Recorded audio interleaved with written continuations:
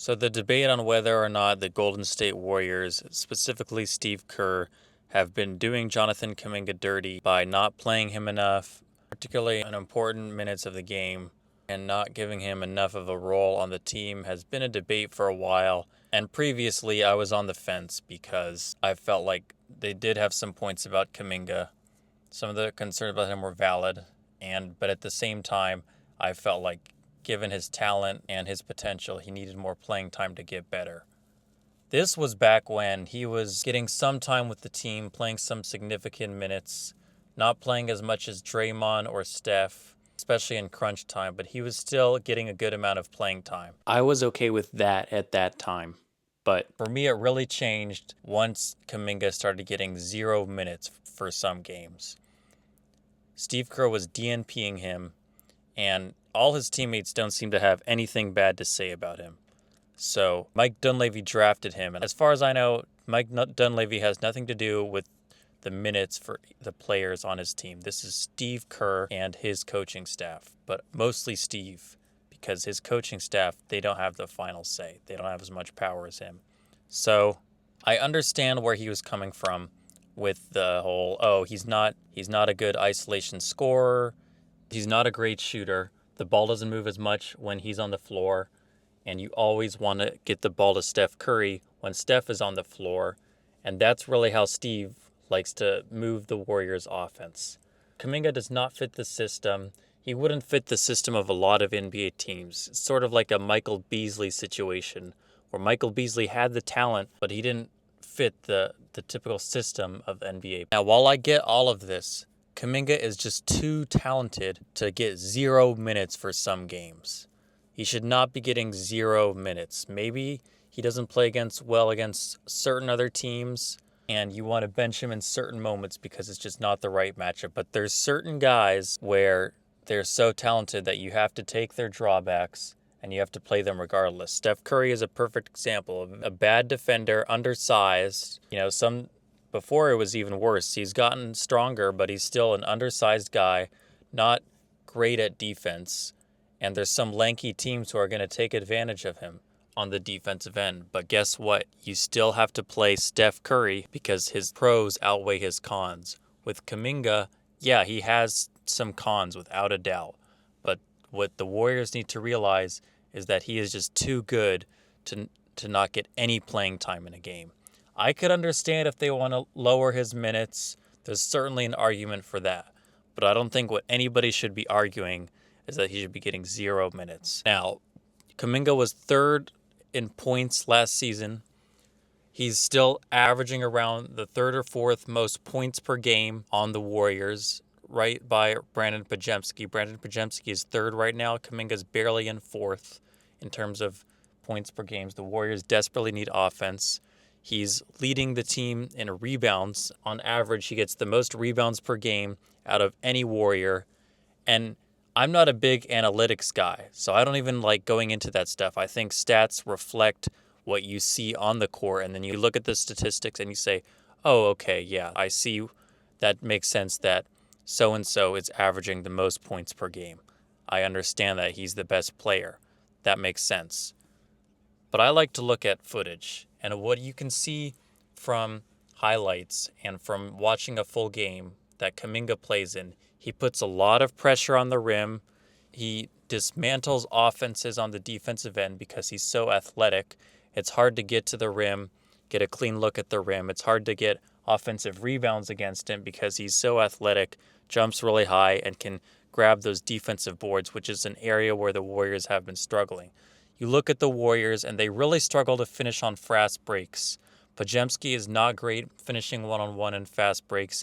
Even with 2-on-1 or 3-on-1 situations, there are cases where the Warriors have not finished on a fast break because they don't have the size, they don't have the athleticism, and the finishing ability.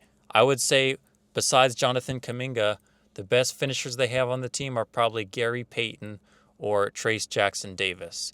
Now, Gary Payton, while he's very athletic and very good at dunking, he's still only 6'3" and does not have the athleticism or the finishing ability of Jonathan Kuminga. Trace Jackson-Davis is, by the way, someone else who I think should get more playing time in the Warriors, but he hasn't gotten a lot of playing time. So that leaves plenty of room for Jonathan Kuminga to help the Warriors with that.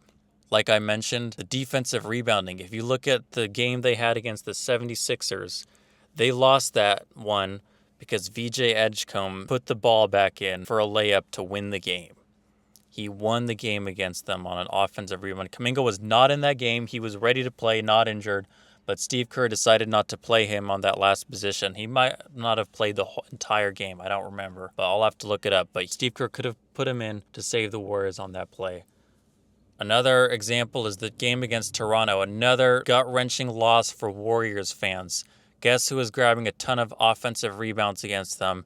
It was Scotty Barnes, and Draymond Green could not hold him out. If Jonathan Kuminga had played that game, they might have won because Jonathan Kuminga could grab one of those defensive rebounds. That is all they needed down the stretch, was more defensive rebounds. They were stopping them on the ball, and Jonathan Kuminga definitely could have helped with that. He's also a decent on-ball defender. I understand his defensive IQ isn't the best, but he's a terrific on-ball defender. This is another area where Warriors could use some help. A third area that Jonathan Kuminga helps the Warriors is by being another scorer. With Jimmy Butler out, and even before Jimmy Butler was out, the Warriors, I believe, needed another scorer, another threat, someone to take all the attention off of Steph. Steph does not just like being a ball handler. He loves playing off the ball. And the Warriors' offense has become very predictable. The opposing teams know it's going to be swing, swing, swing until it gets to Steph or until somebody else is wide open. Now, in crunch time, teams really crack down on this, and I think that's why they've had a lot of trouble losing these close games, because the opposing teams can predict exactly what the Warriors are going to do, play intense defense, and just stop Steph and Draymond from doing their usual pick-and-roll thing and stop the Warriors from scoring. Now with Kuminga, the Warriors become more of a threat because opposing teams really have to keep their eyes on him. They really have to watch what he's doing, and then Steph Curry can get some more space. There's less attention on him, and he has more room to work. With Jimmy Butler out, Steve Kerr has been forced to play Kuminga, basically, and he's just basically like, fuck it. Now, a lot of people are praising the way Kuminga is playing, but for some reason I don't hear many people questioning why he wasn't playing earlier. Now, I understand Jimmy Butler and him didn't play super well together. Jimmy Butler was doing his job, in a sense. He was taking a lot of Kuminga's roles. He was doing a lot of the things Kuminga does, so there wasn't any reason to play him. This all makes sense, but at the same time, Jimmy Butler wasn't playing the entire game. They could have easily put in Kuminga when Jimmy Butler wasn't playing, and especially when Steph and Jimmy Butler were not on the floor, which I understand was not a lot of the game, but there were still instances where that happened. They could have put Kuminga in because those were moments when they desperately needed offense. And they don't really have another isolation scorer besides Steph and Jimmy. Now, I understand Brandon Podziemski has improved a lot. That has definitely helped them. But before Brandon became as good as he is now, the Warriors were even more in dire need of an isolation scorer. But guess what? Steve Kerr benched him for entire games. Now, what really frustrated me was there were these games when the big three, Steph, Draymond, and Jimmy, were not playing, and Kuminga still got zero playing time. Absolutely baffling to me. Kuminga wasn't even playing in garbage time, and I don't know what to tell you guys. I just don't understand. I would love to know why Kuminga was not playing in garbage time, if it was him not wanting to do it, if Steve Kerr for some reason did not want to play him in those times. If I were Jonathan Kuminga, I would be mad. He's handling the situation very well, as people have talked about, but if you're the third leading scorer on a team and you're averaging the most rebounds per game on the team, which is struggling with rebounds, you have every reason to be upset, and I would even be questioning maybe Steve Kerr has something against him personally. I don't know. I'm not going to make assumptions, but I'm just throwing that out there. The team has been basically quiet on this. Nobody has voiced their opinion saying, oh, I think he should get more or less minutes. Even Steve Kerr has been relatively quiet about this. So there are things that teams are just not going to talk about. You just have to use logic and go off your gut. A perfect example of this is the 2018 finals. The media kept asking players about what happened with J.R. Smith when he did not pass the ball to LeBron or anyone else after he grabbed that offensive rebound. The media was asking, "Oh, what happened? Can you tell us what happened?" It's a very stupid question because you can see with your own eyes, J.R. Smith did not know that the game was tied. He thought his team had the lead when he grabbed that offensive rebound. He wasn't aware of the situation. Now, you can't ask Steve Kerr or Draymond Green or any of these other vocal guys on the Warriors about what happened simply because they won't tell you. They are not going to tell you. What you have to do is infer. Now, there's a very strong argument for Kuminga getting more playing time, so we can reasonably assume that he was upset by this. Now, despite him being upset or unhappy with this situation, he's not out for vengeance. He's not trying to get the Warriors back. He's trying to improve his value as a player, and he's still continuing to play a lot of minutes with the team. Now that Steve Kerr is playing him again, his value is very noticeable. You can't look past it. He almost helped them win their last game against the Raptors. When he first got subbed in, he wasn't playing very well, but then later on, he was playing terrific. Steph Curry actually did not play very good that game. And while Steph was on the floor, the Warriors weren't doing too well. But then they subbed in their substitutions who played very well, especially Kuminga, who was leading the group, and they almost made a comeback. They were down more than 20 points, but with Kuminga on the floor, they brought it back to within 15, and they almost came back. I wish Steve Kerr had subbed Steph Curry back in at that moment. We know he's a terrific player. He could have subbed him in for Will Richard or someone else, but he didn't, and he just kept that same lineup, the backups on the floor, and they weren't able to win the game, but Kuminga almost saved them. Last night, they played the Mavericks, and Kuminga had a very good game before getting injured and had to go to the sideline. In both of these games, I haven't looked at the analytics, but I'm willing to bet his plus-minus is definitely positive. I want to say like plus 10, despite both of the games being losses, and this is a very clear indicator that he needs to get more playing time. There's still a debate on whether or not Kuminga's a good player at this point. I think he's a very good player, definitely too good to be benched for an entire game, and that is a hill I'm willing to die on. So regardless of what happens to him in his future, I don't understand why other teams wouldn't want to trade for him. But honestly, as a Warriors fan, I hope they keep him if they play him more time. If Steve Kerr is not going to give him some significant playing time, especially in the playoffs, then by all means you should trade him because it's worth getting a guy who's just going to play heavy minutes instead of having a really valuable asset who's just going to be benched the whole game because of Steve Kerr.